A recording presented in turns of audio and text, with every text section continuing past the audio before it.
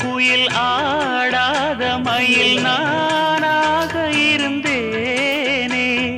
பூவோடு வரும் காற்றாக என்னை நீ சேர தெளிந்தேனே.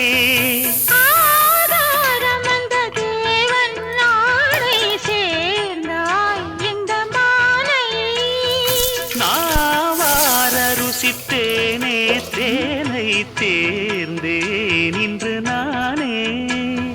வந்த துணையே வந்து அணையே, அந்த முள்ள சந்திரனை சொந்தம் கொண்ட சுந்தரியே. சாமி கிட்ட சொல்லி வச்சு சேர்ந்தது இந்த செல்ல கிளியே.